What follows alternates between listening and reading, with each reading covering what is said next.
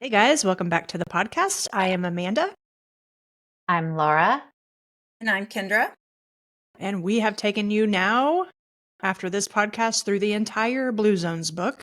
This is the final part 9, where we are going to talk about designing your surroundings. We read the books so you don't have to. Yeah. So, blue zones, once again, reminding you that they are pockets throughout the world where greater than expected percentages of people live to 100, and they live to 100 well. They're not walking with walkers, they're not in nursing homes, and they have all their teeth and they're eating well. We're using the book by Dan Buettner called The Blue Zone, Secrets for Living Longer, Lessons from the Healthiest Places on Earth. We'll have the link to the book, or you can also binge the Netflix series and get through the whole thing. The original idea behind Blue Zones was in a way to reverse engineer longevity. The Danish twin study in 1996 showed only 20 to 25%-ish of how long we live is actually heritable. So the rest is related to lifestyle and environment. So pay attention. Admittedly, this book is observational. Buettner went to these places, and these are all observations that he made when he visited and studied these people.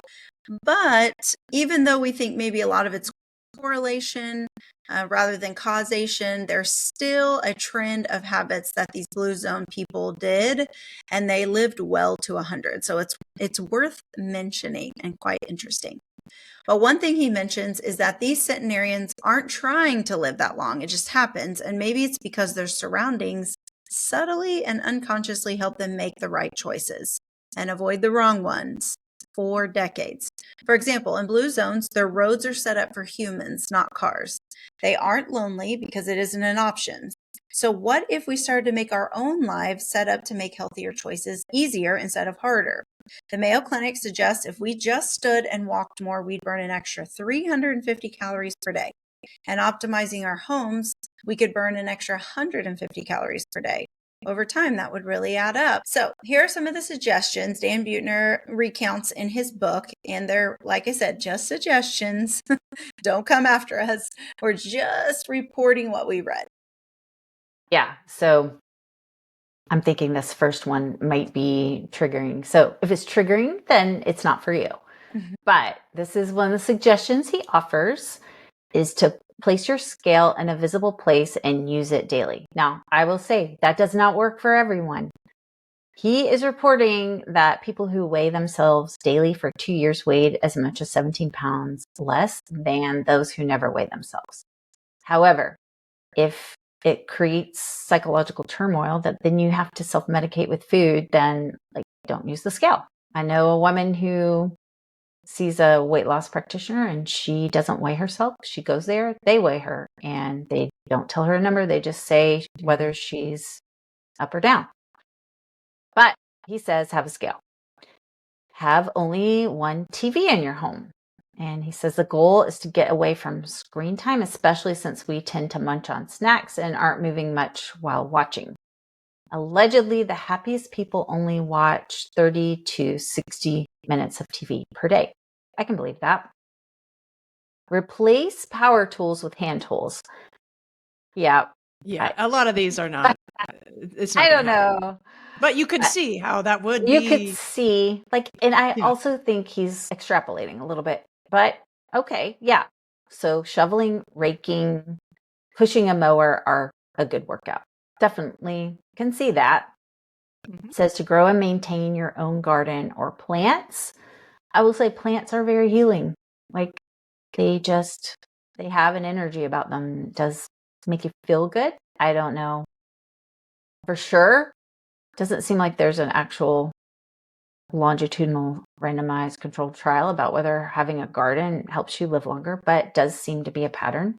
Well, no He one would says, make money if they did that. So right, there's no right. incentive to do that. That's true. No pharmaceutical company is going to sponsor that puppy. But in blue zones, people do tend to garden till they're 90 to 100. And if you think about it, when you plant seeds, then you have to go out and water and care for them. You get some vitamin D from the sun. So the next one is welcome a dog into your family. Yes, I do 100% get behind this because, in my opinion, dogs are angels come to help people have a better life. But he says that they're great companions and encourage you to get out and walk or play. Researchers have found that dog walkers naturally get over 5 hours of exercise per week. And pets tend to help with our stress levels. They help you reduce your blood pressure too. Yeah. And they're amazing. They show you what unconditional love looks like. He says to own a bike. Even owning a bike nudges you to use it and wear a helmet. Yes, please wear a helmet. So that was number 6. Now we're on number 7. Own at least 4 of the following. This is where I do think he's kind of extrapolating because I don't know that these Blue Zone people have all this stuff. True. Yes. He's trying to create visual cues, I think, to help you be more active. Walking shoes, jump rope, yoga mat, weights, basketball, football, golf clubs, rollerblades, camping supplies, running shoes. If you're in my family, they would add frisbees and pickleball equipment. Mm. Again, we're just trying to have nudges to move all around. 8, create an indoor exercise area. Make exercise more convenient by having a designated area, especially if it's easily accessible and visible. Number 9, place cushions on the floor. And this is harkening back to the Okinawans and their habit of sitting on the floor, in particular for meals, getting up and down off the floor to read, fold laundry, chat on the phone, add extra bonus movement, and it does help strengthen your muscles, so it makes it easier for you to get up and down. 10, create a family, quote, pride shrine, end quote, area or wall. So this is like a wall of photos or mementos. Having something like this reminds us of how connected we are and how we fit into the world. And I would say having a picture of your child self, like yourself as a little kid, is also a good thing. Up there to just remind you that you always want to be kind to yourself. 11 is create a destination room. This is a place for reading or family projects. Have plenty of light and keep out TVs, computers, and other distractions. So this might be, your little family library or craft room or whatever, art studio where you do your thing to open your brain. 12, disconnect your garage door opener. Yeah, this one is a flat no. No. Absolutely not. What? I mean, that would be a lot of workout. That would be a lot. I don't even really use my garage that much, but this actually makes me a little. Yeah, I'm not. I don't know. Mine's super heavy. It's got wood on the outside, like bolted. Yeah. It would be exhausting. Of course, I mean, I might be ripped if I did that. So yeah, there you go. Dan, this suggestion. Some of these are Dan's. Don't come for us. Yeah. But like Laura was saying too, we are not pushing diet mentality at all. No. Nobody in Blue Zones is sitting around counting calories or trying to get their steps in. But the idea is they don't have to think about this stuff. Their surroundings make all of these things happen. How delightful would that be if you didn't have to ever think about your nutrition and your movement because it just naturally happened to you throughout the day? That's, to me, the goal is freedom around all of that. And these are suggestions for ways that you could build it. For sure, I'm getting a lot of movement if I have to get out of my car and raise my garage door every single time. I can hear. That one. I hear you. Gonna not. Yeah, no. I will not be partaking in that one. Okay, so that was setting up your home. Now let's talk about your kitchen. All right. So here's the deal. Let's make it a delightful place, a place that you want to be in, a place that you want to use. Home cooked food, of course, isn't going to have all the added sugars that you aren't even aware of. That's pumped into some of the sauces and ketchups and all that kind of stuff from the grocery store. So, number 1, optimize your layout. If you have a triangle of the sink, stove, and refrigerator, that optimizes your efficiency. That's great. I could argue with Dan that if you had a non-optimal triangle, you would be moving more. But maybe it's not as fun. I know. These are Dan's, so whatever. Invest in the right refrigerator. Okay.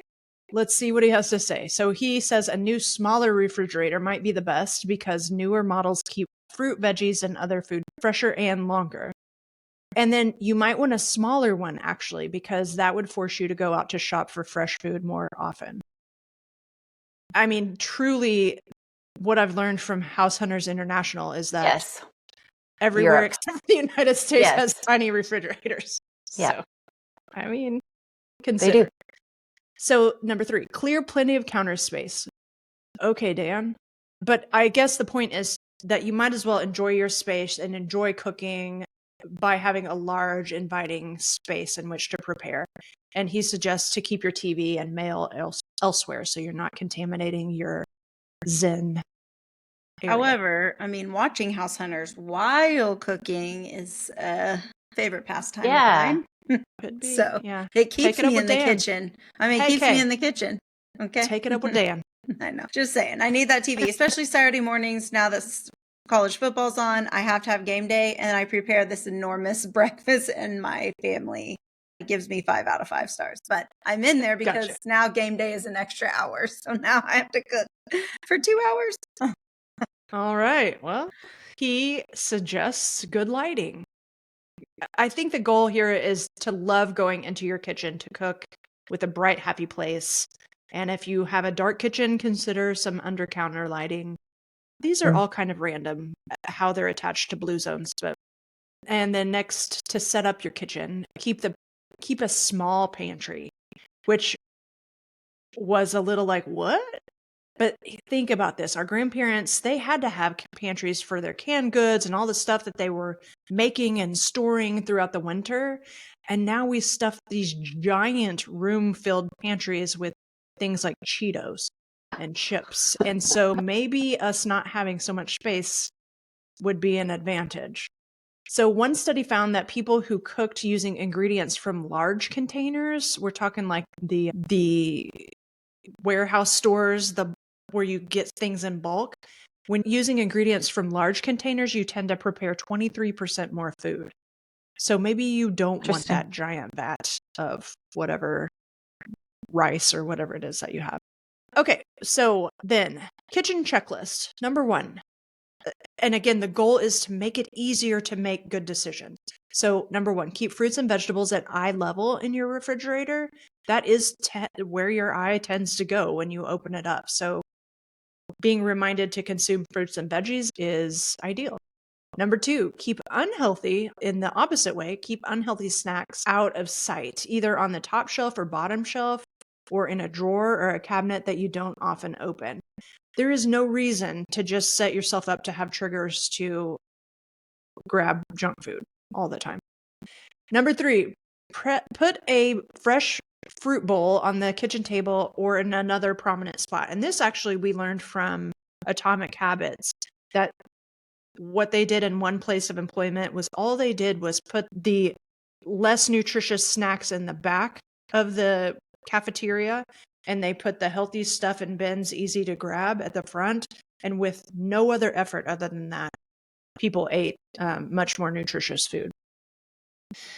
Next, use dinner plates no larger than 10 inches across. And the idea, it's psychologically more satisfying to have a full plate. So if you had a smaller plate that was full, you're still going to probably, in the United States at least, be consuming enough, and you still get that sensation of being satisfied. Number 5, drink beverages out of a tall, narrow glass, because psychologically, we measure our drinks by height, not width. So a narrow, tall glass, if you're going to have something like juice or something like that, you would end up consuming less if you had a tall glass instead of a wide glass. And then 6, plate your entire meal and put the leftovers away before you sit down to eat at the table, just to make it harder to go back for seconds and thirds. Number 7, remove the TV. I would go back to that. We are not pushing diet mentality, so be loving with yourself. If you loved yourself more than anyone in the world, like I'm talking about, be reasonable in that way. And Well, I also like to say there, like, be full. Like learning to recognize your hunger signals and like eating till you're not full, but till you've had enough, till you're satisfied. Mm-hmm. Then you don't need to go back and have more. Right. But table with a bunch of teenage boys would not be I would not Right. go for put the leftovers away. No. Like, No. where'd it go? Where's the rest? Right. Yeah. Well, I mean, for those of us who are doing it out of habit, going back the second and third Yes. times, maybe that would be a good idea to put it away. Okay, so in the same vein, remove the TVs, cell phones, and computers from the kitchen and dining room, because the whole point is to be mindful so that you can even recognize that you're satisfied. When Mhm. you're distracted, that really subtle cue blows right by you. Number 8, this is a no-go also. Use hand-operated kitchen tools. I am not getting out the manual egg beater or whatever. This one's kind of random and he doesn't really expound on it, but buy an electric pressure cooker. I'm guessing that because it will cook it quickly, you're more likely to go ahead and make the meal at home. Whereas if you hadn't thought it yet and you had a thought and then it was going to take another whatever, then you might be tempted to go out to eat or eat some junk food or something like that. So I'm guessing that's why he says buy an electric pressure cooker. For the beans. It's for the beans. For the beans. Although, you just beans can be super easy at my house anyway. We just set the beans out the night before, then you pop it in the crock pot the day of. And then anasazi beans don't require as much cooking Oh, time. really? I don't think I've had. Regarding I've had those. beans, oh, they're good. They're like here's the thing. A lot of times when we're trying to eat healthy and organic, it costs a whole lot of money, except for you can't make that argument with beans. They're so incredibly healthy. And if you get a bunch of dried beans, I mean, for a Nothing buck. cheaper. So eat more beans for lots of reasons. And then number 10 for your kitchen, hang up the 4 always, 4 to avoid list in your kitchen. What am I talking about? Well, here's his 4 always. Number 1, 100% whole grains. Consuming whole grains like oat, barley, brown rice, corn, farro, quinoa, bulgur, and others reduces your risk of life-shortening diseases. The whole grain, not the bleached, nutrition stripped, then added back stuff. Number 2, nuts. 2 handfuls a day. He acts like you can just have unlimited amounts, but that can get in the danger zone too. So let's go with about 2 handfuls a day. Beans. Yep. More of them. Beans and legumes are the cornerstone of every longevity diet in the world. Shoot for a cup of cooked beans daily. And number 4 of the always, your favorite fruits and vegetables. People who eat 5 fruits and veggies a day live an extra 3 years, and eating 7 or more servings can lower your risk of premature death by 42%. So that was the 4 always. What are the 4 to avoid? Number 1, sugar-sweetened beverages. There's just literally nothing other than intoxicatingly dopamine-releasing taste. There's no nutrition. There is no purpose for this in your life, and it causes so many problems. It's a great way to get fatty liver because it just mainlines it straight to your liver. So if there would be one thing that you could do is cut out sugar-sweetened beverages, that would have a big impact on your life. Number 2, the problem with salty snacks is that it's one of the foods that's most associated with obesity. And it's not just because of the sodium. They also tend to be snacks that have a pretty high glycemic index. They're just, they're easy to munch on and be not very mindful with snacking on them.